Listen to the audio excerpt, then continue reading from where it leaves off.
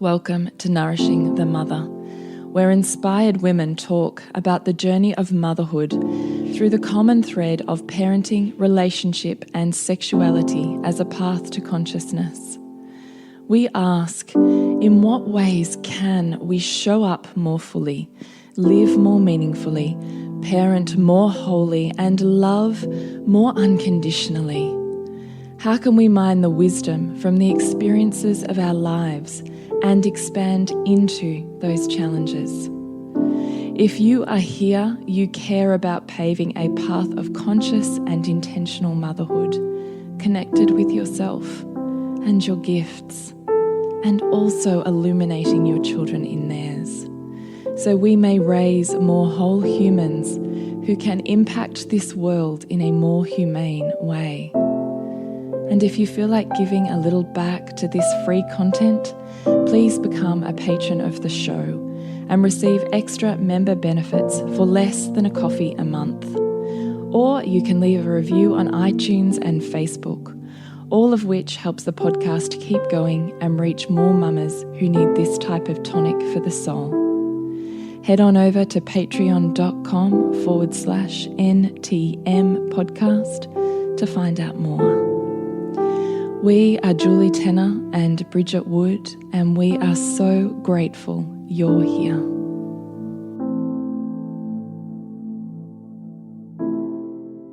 Hello and welcome to Nourishing the Mother. I'm Bridget Wood. And I'm Julie Tenner. And today's podcast is emotional safety. Great in theory, but how do you do it? And this comes both from a listener's email to us, but also the reality of, scrolling your Facebook feed, you're going to see 1,001 articles about how important it is to listen to children's feelings and to not shame feelings and to allow them to have space to express. Yeah. But how do you do that when you're really triggered, when maybe you don't feel like you have time, when every part of you is having a visceral response to what's coming up for you? Like, how do we separate the theory of what we know is great, right, to how do you actually do it? It's like the humanness factor, isn't it? Yeah. And when we inject all these ideals about how we should listen to our kids' feelings, and we don't. And we fall very short of those. We fall very short of those. We can end up in a shame spiral, which limits our ability to show up even more, right? So this is a podcast that's going to give us some practical insight into what it looks like. Over different ages. Yeah, different ages, different stages, and different moments in your day too, right? Because we're not robots. Yeah. We can't have an endless capacity of spaciousness for our children. And just like we only have, so much for ourselves at times too. And so it's allowing that too, and what that looks like. So before we get there, we'd love to do a shout out to our new Patreons. Yeah, patrons on Patreon.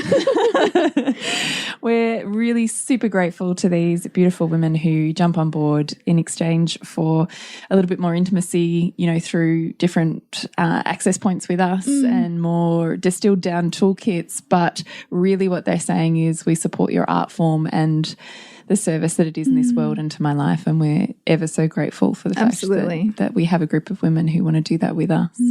So we'd love to say a big thank you to Sophie, Felicity and Georgina.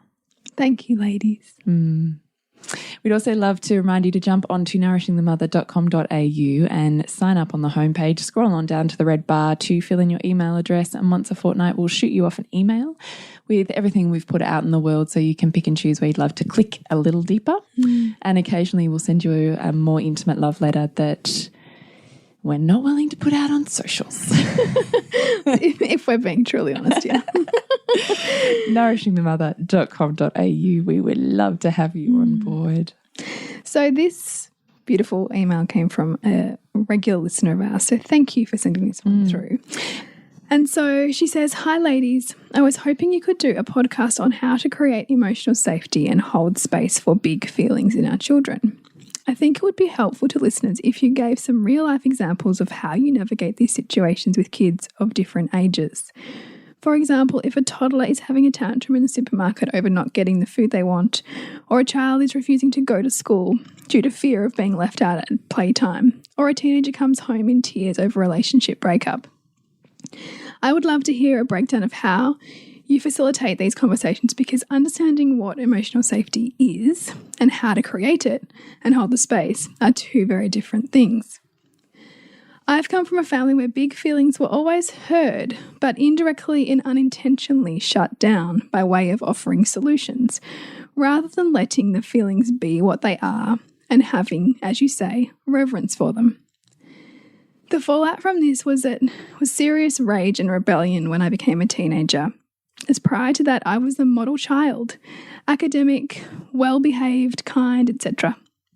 Obviously I could no longer maintain the nice girl, as it came out to rear its ugly head when I turned 15 through boyfriend, sex, alcohol, drugs, violence, wagging school.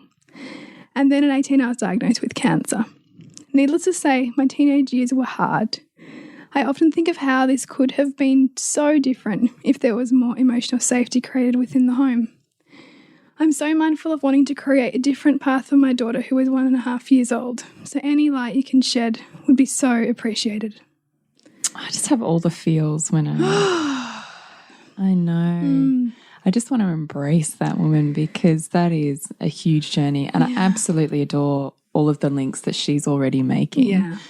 Like turning her wounds into wisdom, right? Like that I have such reverence for that. You know, and like what a void, right? Like what a void of pain and driving her value now to really repattern. You know, because the reality is, if we don't consciously look at how we were parented and don't consciously look at our auto behaviors as a parent, we just repattern, right? Because it's so deep in ourselves to carry out, you know, how we were parented.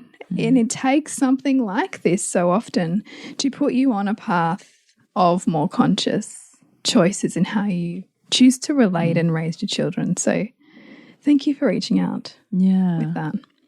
So what we would like to do is we're hoping we can distill how we would approach an individual situation down to 3 basic principles. Yeah. And within those 3 basic principles, we're going to do, as this beautiful listener asks, a move through a range of different ages and look at how, or even personal story, and look at how we can use those 3 distilled actions in the moment. Yeah. Do you think that's I think that's a good idea? Yeah, and then it will give, I think the story is really powerful for, that's how I could apply that. Yeah. You know, as opposed to it simply being a concept or, you know, abstract, yeah. Yeah, okay. So, for example, if a toddler is having a tantrum in the supermarket over not getting food they want, let's start there. So let's start with the 1.5-year-old, 2-year-old who is at eye level of everything that you don't want them to have. And start to pull it off the shelves. Yeah, exactly, because we've all been there, right? Yeah, right. And so depending on the spaciousness that we have, sometimes we can be really present to that and, you know, do what we're going to tell you to do. Or we can be like me sometimes, where I'm like, I think I said to a shop assistant once, why do you put all this stuff here? So I really want to bring the humanness to this too, because the reality is we're not always going to have like tools on hand. We're going to be triggered ourselves. Yeah. And you know, I also, sorry, I'm thinking about how to say it in a way that doesn't sound too harsh, but I'm just going to say it as it is. And hopefully you know me well enough. Sometimes I also think as conscious parents, we can get too caught up in needing to be overly respectful all of the time. Yeah. And doing things on their timeline and their schedule and not moving them faster than they're ready for, or, you know, blah, blah, blah. And sometimes I'm like, fuck that shit. We got to get somewhere and there's other people involved here. So you're coming with me. It's almost like you've got to take that democratic approach where you've got to consider everyone's needs, not just the needs of the toddler in that moment. And particularly in certainly families with more than one child, that definitely is part of that dynamic. Yeah. It's very different consciously parenting a single child where you have utter focus. Yes. To multiple children where that focus is shifted. Yeah. Not to say that there's less intentional focus, but there are more needs, more people involved in that dynamic. More people to balance, more people to consider. Which means that child inadvertently also learns very early on how to wait and balance their needs with others. And I think that is a massive gift. And they also learn to find their voice pretty quickly, because sometimes if they don't speak up, they won't get their needs met. So there's also value in sometimes in them not always being heard, because they'll find a way to be heard. Yeah. My 1.5-year-old will stand up on her chair, slam her hands on the bench like we're all talking, because I have early dinners, my husband's not home, so we all sit around, kids and I, and we chat about our days, and we have this list of questions that we run through. It's quite busy, noisy busy. And she'll stand up on her high chair thing and slam her hands on the table, and she'll just scream until we all stop and look at her. Yes, Gwen. And then she sits down and she'll have some sort of babble, because she hasn't worked out how to insert herself in the conversation. Yeah. So but they learn pretty quick. Exactly, right? How to do the thing they need to do to get their needs met. Yeah. They learn it. That's all behavior is. A person seeking to get their needs met. So our job is not to look at the behavior and label it. Our job is to look at what the need is that's trying to get met. And what's underneath that. And I think that's where we're going here. It's like not behavior X means treat it with this. It's about, what's that indicating? How can I get curious about the behavior? Because the behavior is a symptom of something else. The need and a want of value that they're trying to meet. Or overwhelm, because very often in a supermarket, for instance, you've got this stimuli that it's just too much sometimes for little kids to handle. So the very healthy thing for them to do is to completely lose their shit, to bring them back into a place of balance. And so, yes, let's lead into what we will do in that situation. Yeah, sure. So I think we'll start with what our steps are, and then we'll talk about other scenarios we ourselves have found ourselves in. What do you think? Yeah, sure. So we labelled step 1 of creating emotional safety and holding the space for emotional safety. Step 1 for us in general, all of the time, is self-regulation. Yeah. So this philosophy and theory is one that comes from the fact that our nervous systems as human beings are completely interlinked. Yeah. And I was actually having this epiphany today as I was hanging out the washing, it kind of hit me, and I thought, it's just like Avatar. You know how they're all like connected to Mother Tree, and they can all kind of, insert their nervous systems and be connected literally to everything that is life, right? I mean, essentially, or the Matrix, whatever you want to say. Yeah. I was thinking that's exactly what it is, because we can't see it. Science hasn't yet said this is a connection point. We haven't found that yet, but our nervous systems are constantly communicating. And we, as intimate partners or parents of children, have the ability to set a state of being within our own nervous system that is picked up on and plugged in by the person that we're intimate with. Yes. And so in the case of a child, because they cannot yet largely regulate, a baby, we know this, right? A baby cries and they're soothed by the ability of the parent to help them regulate. Yeah. So they're borrowing our regulation. Yeah. And as they grow in independence, they start to develop their own sense of regulation. But as children, all of us as children, our ability to regulate was largely based on how well our parents could regulate, because we borrowed their nervous system. So our nervous system is patterned by our parents' nervous system. Which is why it's so profound for us to, number one, keep coming back to our own regulation. Because just by regulating and knowing how to, and expanding our own window of capacity to feel and balance out that feeling in our bodies, that is what's teaching our children. It's not the words we say. It's, it's how we can be in our bodies, because they're feeling our bodies before they're hearing our words. Yeah, 100%. So what do we mean by self-regulation?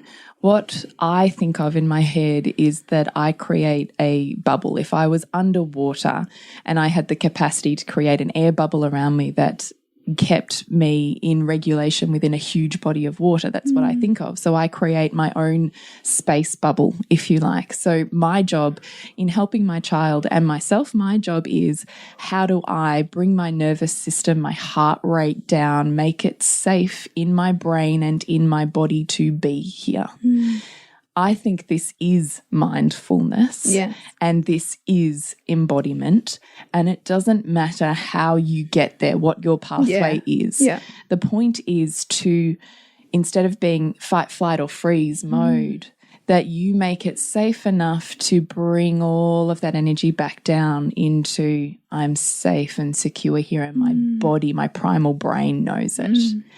So this is getting anything that's somatic, any type of somatic sensing. So body awareness, doing a flush through your head from top to bottom. How am I feeling in my head? How am I feeling in my heart? How am I feeling in my chest? How am I feeling? Going down like a checklist through your body.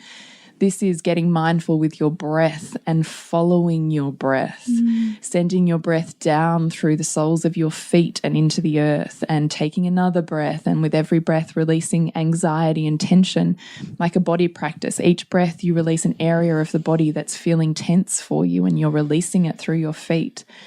This is, literally following your breath with no other sensory anything other than I'm just going to focus on my breath right now.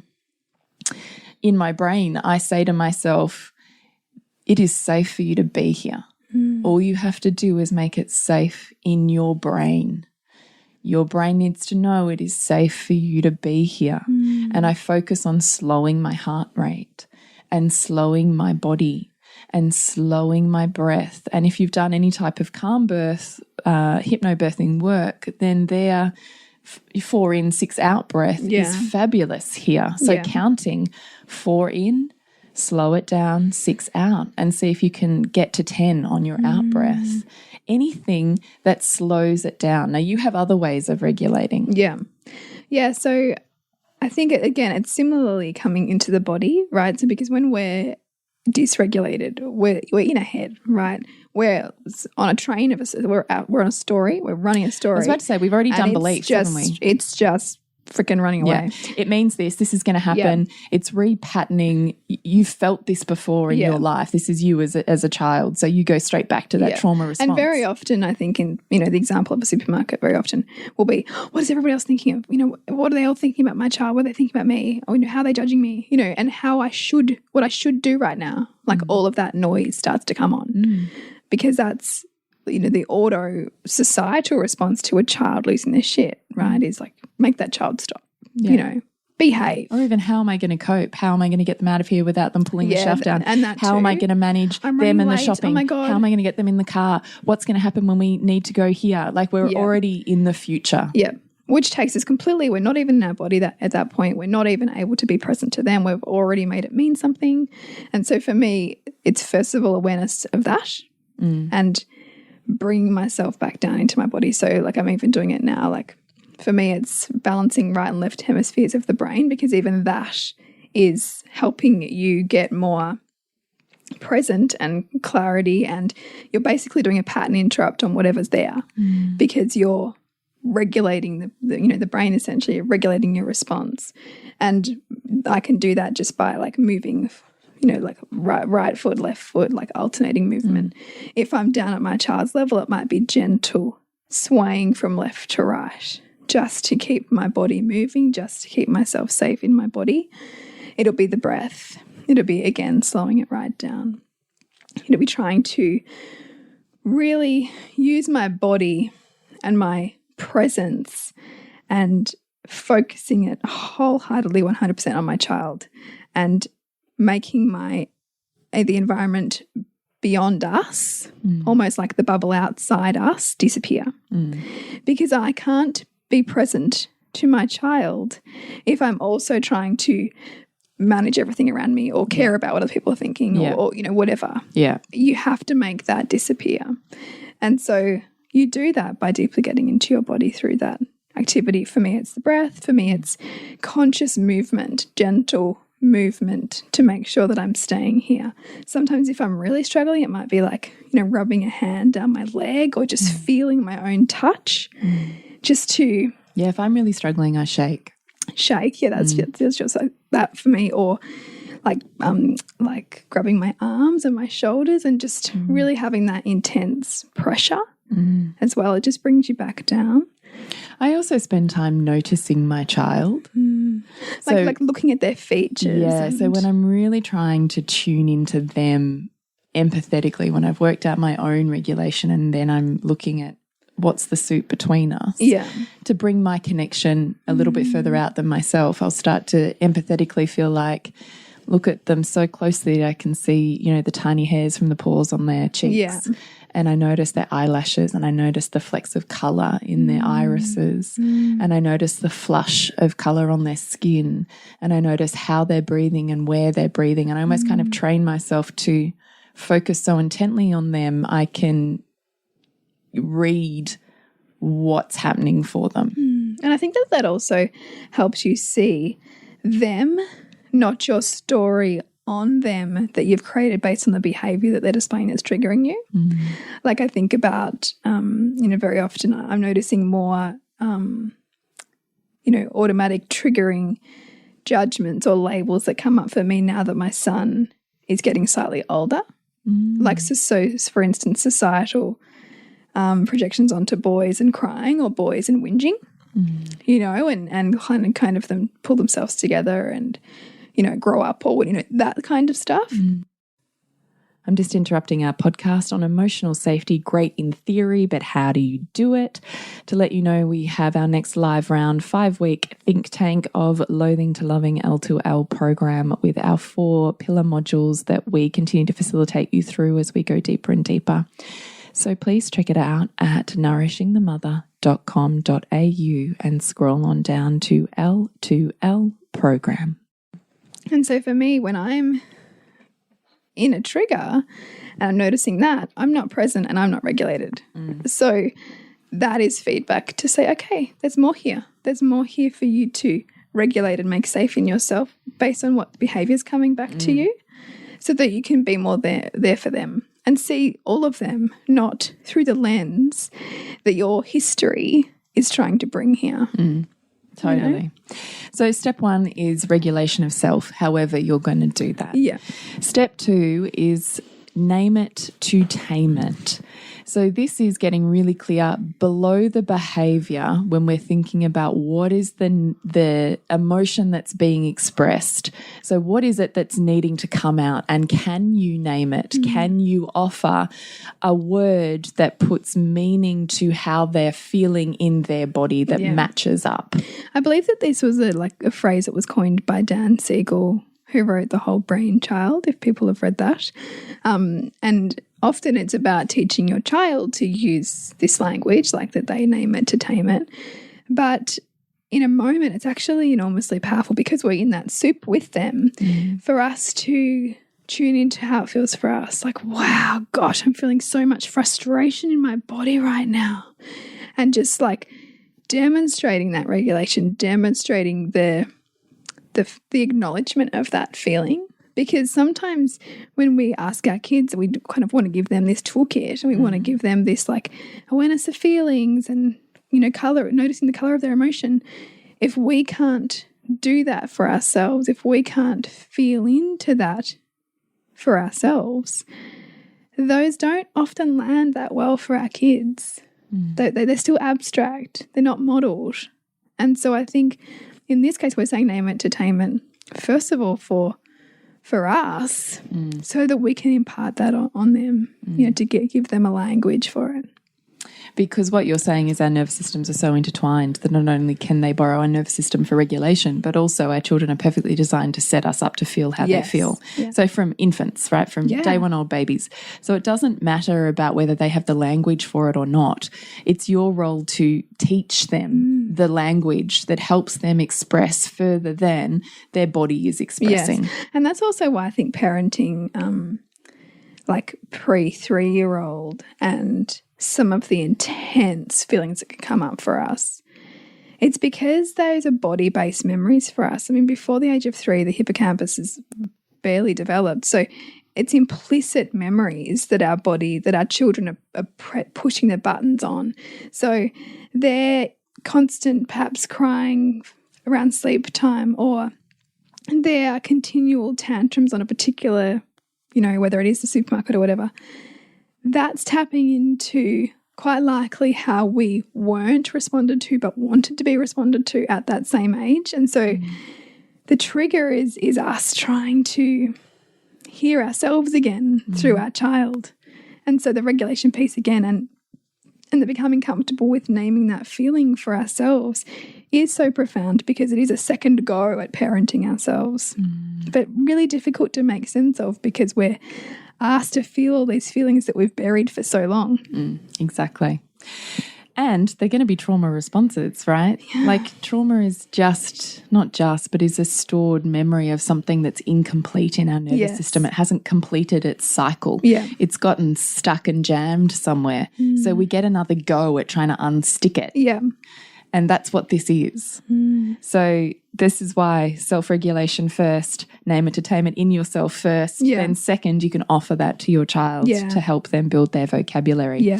So in the instance of the toddler in the supermarket, this is going to look like my focus is going to zoom from everything that's happening around me to sharp focus, like portrait lens straight on them. I'm down at their eye level, probably on the ground. I will be putting my hands on them in some way, particularly if they're grabbing things. I will be offering enough resistance that that's not possible for them because that's a boundary for me and not okay.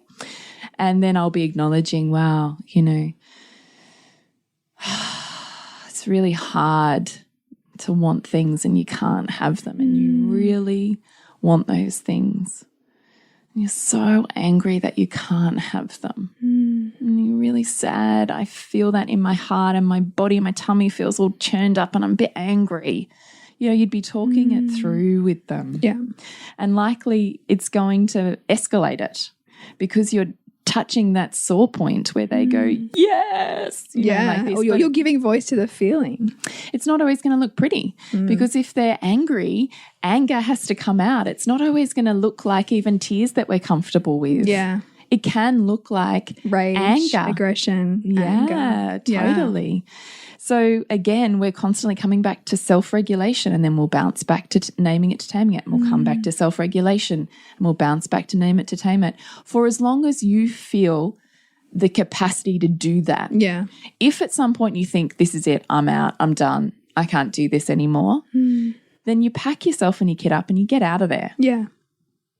And you can let them be however they're going to be and you can burst into tears once you've wrestled them and strapped them into the car and you can get home and say it was the shittest day ever and I'm crap and I don't know what I'm doing anymore and let it all come out.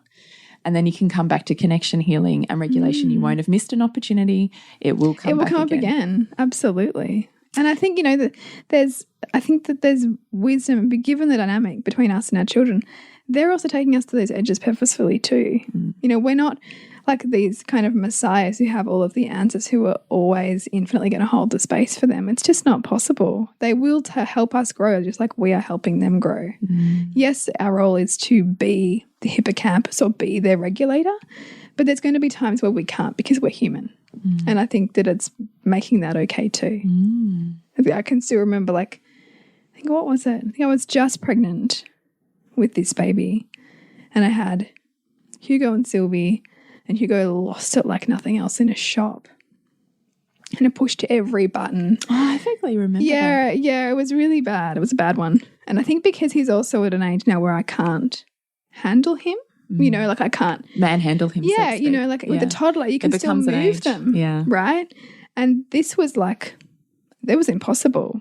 And so I was just like, I was a goner. You know, the point where like we were around the corner and I'd burst into tears and he was in tears. And like somebody came out of a shop and like gave us colouring in so I could get Sylvie settled and her not run away. You know, like, so we all have these moments, right? We all have these times where we're like, our capacity is really tested. But that's also an edge for us of growth as well. An edge for us to lean into, to find new ways of showing up for ourselves, you know, and showing up for our child.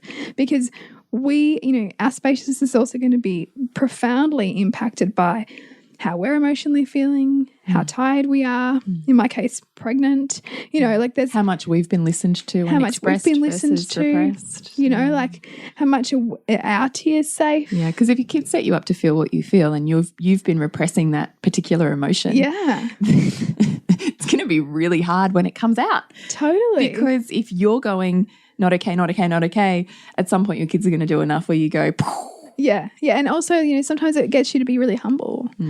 Like it brings you back into humility and it brings you back into connection and it can forge a path for learning, right? I always think, particularly you hit these new edges when your children have grown up again. Yeah. You can be like, oh, good, I got this. And then they grow. Yeah. And you go, shit, I don't have this anymore. Exactly. And I need a new toolkit. And that's totally where it was. It was like, wow, like I have like, you know, an almost 6-year-old now, and all the stuff that's worked for the last couple of years is just not working anymore. Yeah. We're at a new era, you know, and that's scary and new self. and empowering, right? Yeah, so, and new self. Haven't raised yourself through that age yet. That's right. So each time our children grow, it's another version of trauma for us, right? It's not like, well, I dealt with the tears when they were 2. It's you at 6 and 8 and 12 and, you know. And, you know, how challenging we might have been or how much our parents couldn't handle us at that age potentially is what we're going to meet in our child. Yep. So our third step is to stay with it for as long as you can and to be checking in with yourself about what your capacity is, because when we get to the point of losing it, we've pushed ourselves a bit too far, and now it does, I think, edge in that area of it's now unsafe for our children emotionally and developmentally. Yeah. And we have a choice if we're willing to bring enough awareness to not get to that point. Absolutely. If we know our warning signs and we check in with ourselves well enough, we can kind of pull ourselves off before we've jumped off the cliff. And that's also about, you know, tuning into where our kids, I mean, staying with it and then also knowing, like, you know, where our kids are at developmentally, what their capacity is. Are they sick? Are they, you know, how much is what I'm expecting reasonable? Because very often we can have unreasonable expectations, which are surefire way to end everybody in tears, right? Because if your capacity is low, you're trying to do 10,000 things and they're already a little bit out of sorts, no one's going anywhere good fast in that scenario. And so it's having that practicality of what you're asking of yourself and what you're asking of them. And often going a little bit easier on everybody in those moments. So maybe we just wrap up toddlerhood just a little bit. I guess my steps to toddlerhood, I keep it as basic and simple and to some extent language free as possible. It's babies and toddlers are a felt sense. So it's more about how I feel than it is about what I say. So less words, more self-regulation, and staying there, expanding your bandwidth to be there with that for as long as is safe for you. And if it stops being safe, that you do the thing, you exit that situation and you do the thing to pull yourself back before you go too far. So that for me is toddlerhood, creating emotional safety. Is that what it is for you? Yeah, absolutely. Yeah. And I think, noticing that, you know, toddlers tend not to handle I want to say too much, you know, like some do, some don't, but generally there's so much because they're still so little and their awareness is so open. The stimuli coming in can be so overwhelming from a neurological point of view. And so some of the ways that they will deal with that will be, you know, increased tantruming, you know, inability to follow direction, you know, because they're almost overwhelmed. And so if you're finding that that's you and your toddler, then it's about how can I pull this back here? How can I, you know, reduce what I'm expecting of both of us so that we, you know, we can have more, you know, unstructured play, more choice in their day, because toddlers are also looking for independence, right? Like, you know, they particularly like you know, Sylvie's at 2.5, everything's, Mom, I did it myself, Dad, I did it myself. You know, she's wanting opportunity for independence, and that requires a lot of patience, right? And she's going to get mighty pissed when I try to do everything for her or rush her through everything. And so she should, because developmentally she's trying to do it for herself. So it's just noticing where they're at developmentally, what they're trying to do, and finding that balance between getting your needs met and, you know, looking after your capacity and understanding where they're at too and what they're trying to do and learn. So from there, let's come back to our listener. If a child is refusing to go to school due to fear of being left out at playtime. All right, so we start again with step 1, self-regulation. because whatever they're bringing to us is reflective to us in some or many ways. Yeah. So it's our job to get ourselves online first, because we're of absolutely no use to them if we are not calm in our body. Yeah. If we're already going in our head with all of the future focused. Yeah. What story are we running on that? That's first about of to all, say, yeah. You know, what is your story on that? Yeah. So what is it that it's dragging up from your past, and what is it in your life right now where you feel left out? Yeah. Where are you not being played well with? Because it's both in the same breath, because they are our literal mirror. Yeah. So one, two, you're not online there. Number 3, what is the future focused meaning that you're doing in your head, which is they'll never have any friends, they'll never make anyone, they're going to be that kid, I'm not, they're not. Like, you've already gone ahead with a whole lot of story. So bring all of that back down. That is all for another time. The past, the reflection of now, and the future thoughts that you're running are all for journaling later. So like in the supermarket, that's your supermarket. That's your noise that you're going to fade out to bring your lens into portrait focus on your child and regulate yourself to be able to know that those tentacles of your nervous system, even though you can't see it, will plug into theirs. And you have an opportunity to help them feel differently within their body and make it safe for them to show up in that or express whatever is there. Yeah. Number 2 is name it to tame it. So I would be reflecting back to them. It's really hard. Yeah, it sounds really painful when you're left out. Being left out really hurts. Oh, yeah, I feel that too.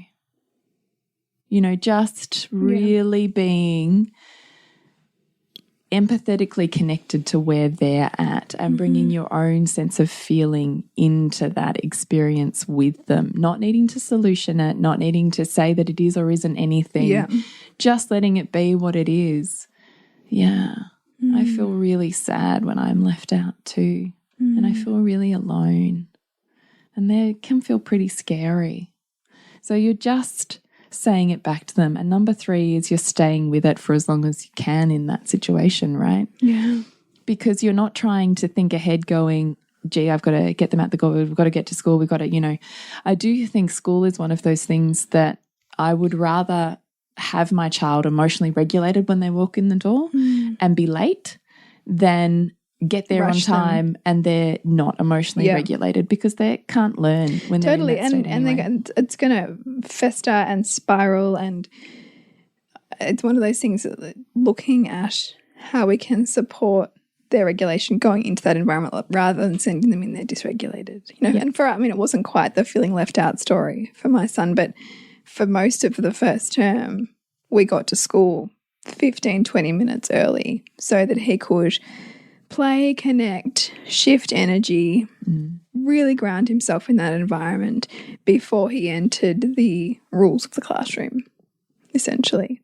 Because that was his aversion, was I don't want to be told what to do, and I don't like school, and it's too much I have to remember, and all of those things. He needed grounding, presence, play, movement, friendships, all of those things to feel safe to enter the discomfort. And so once I figured that out, we were fine. We had to figure out what it was that he needed for that. And I think it just depends.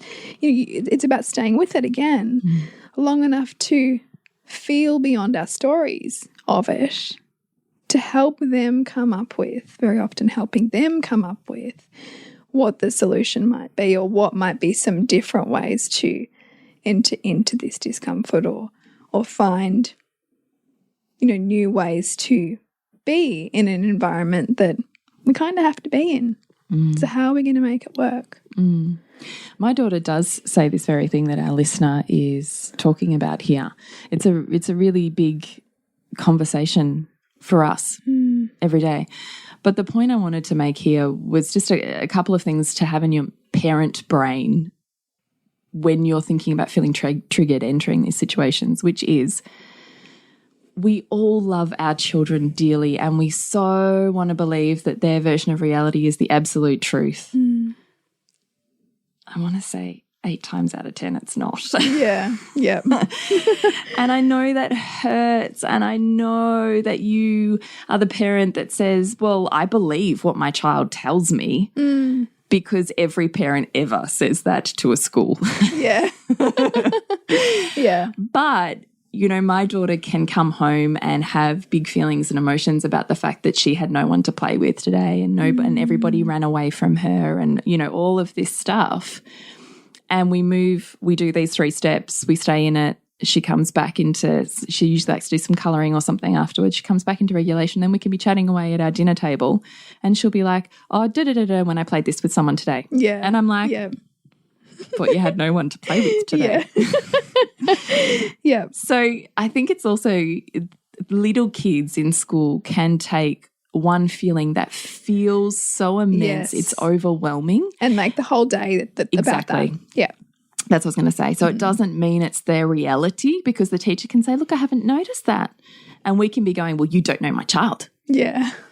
Or we could be listening to that and going, okay, so this is a feeling that my child is exploring right now. So let's explore that feeling together. Yeah. But that doesn't mean that it is as dire as we think it is. Yes. Or that our child can't cope with it. Or that it's okay to not show up because of it. So whatever the situation is, I'm also entering it with my little children thinking, whatever this is, there's a wisdom greater than me at play here. And this is their growth. They are underempowered in some form of knowledge that they don't yet have, that they are trying to acquire. Yeah. So I'm not looking at the damage.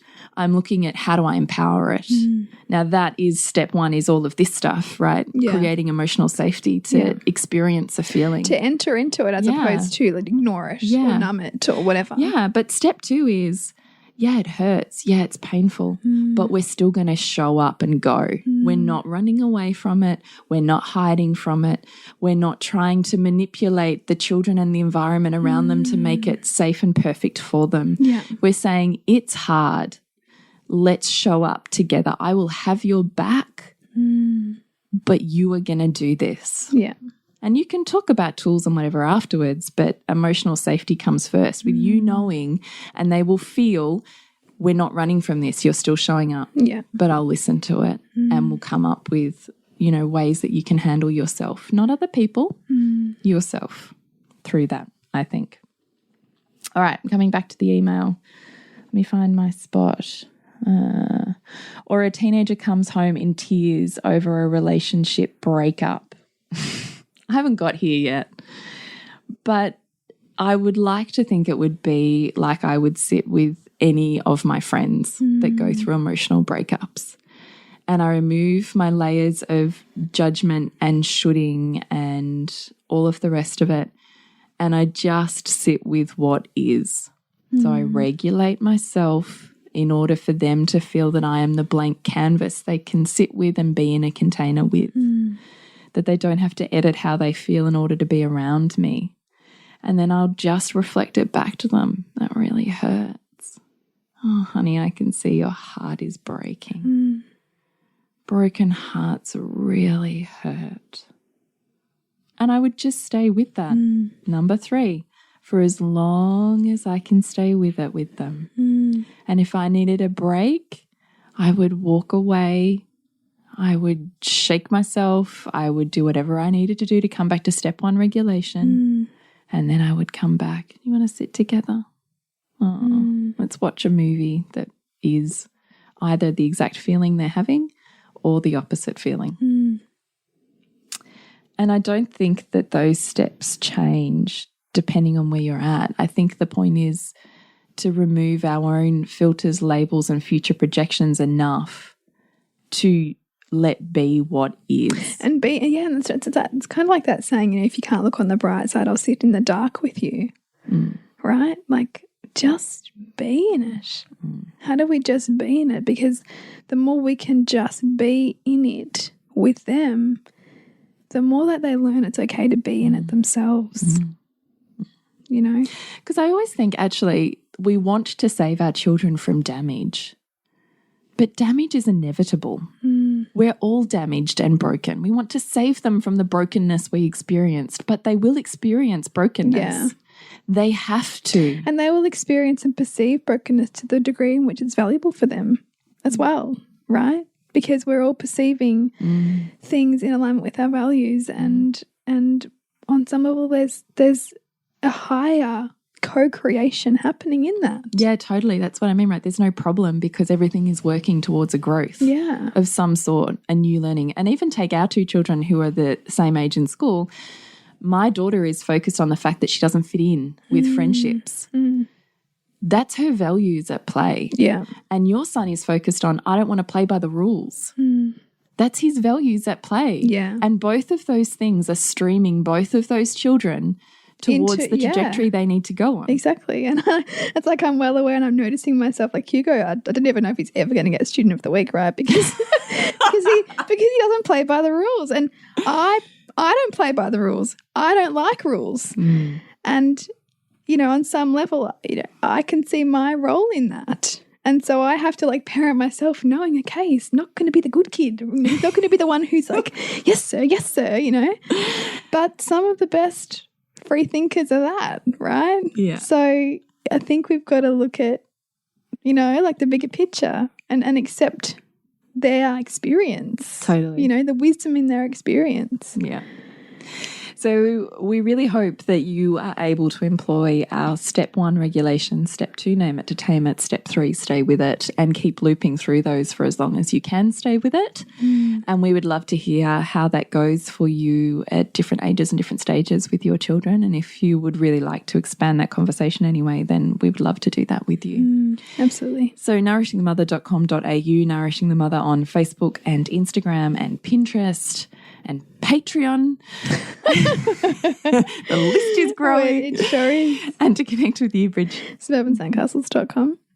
And you? I'm the Pleasure Nutritionist. I was just thinking about Loathing to Loving, which is coming up at the end of April, and I was thinking about the fact that, you know, with these topics, you're likely going to be realizing some of the massive edges that you might be finding yourself in with your children, and with what they bring up in you, perhaps like disowned parts, stuff that you're really struggling with owning in yourself, or parts of your life that you're feeling really out of alignment with.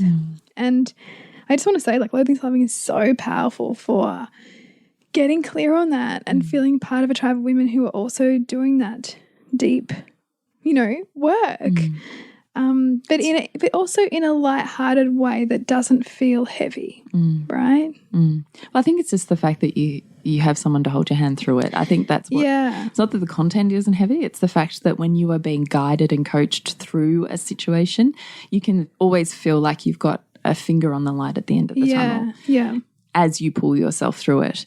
So I do think that it's essentially a think tank for 5 weeks as we go together. I can't bring it up right now, but I just glanced at the most beautiful comment in our Connect, Inspire, Thrive private group, which really was, you know, saying, you know, I'd had this kind of altercation today. You know, I'd had this altercation today with a friend, and I'd felt so betrayed.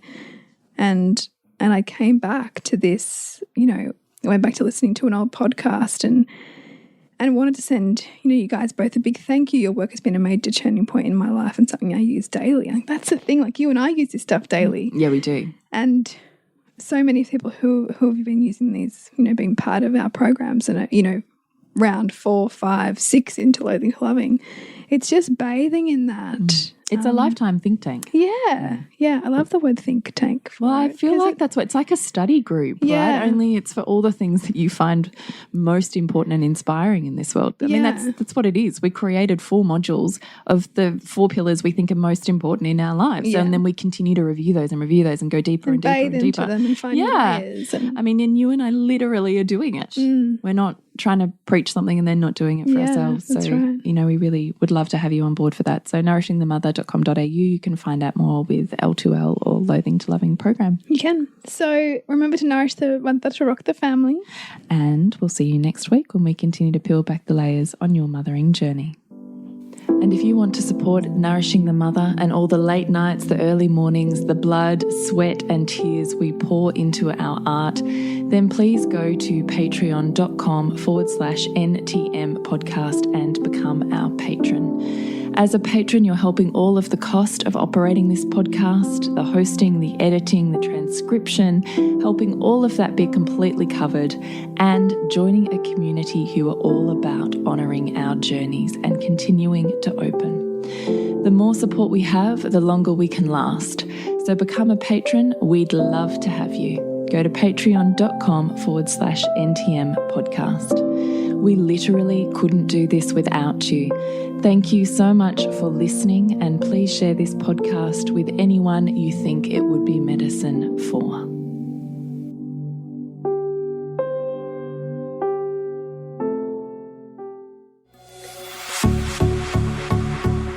This has been a production of TheWellnessCouch.com. Check us out on Facebook and join in the conversation on Facebook.com/TheWellnessCouch. Subscribe to each show on iTunes and check us out on Twitter. The Wellness Couch, streaming wellness into your lives. Whilst the Wellness Couch presenter endeavor to provide accurate and helpful information to their listeners, these podcasts cannot take into account individual circumstances and are not intended to be a substitute for health and medical advice from a qualified health professional. You should always seek the advice of a qualified health professional before acting on any of the information provided by any of the Wellness Couch podcasts.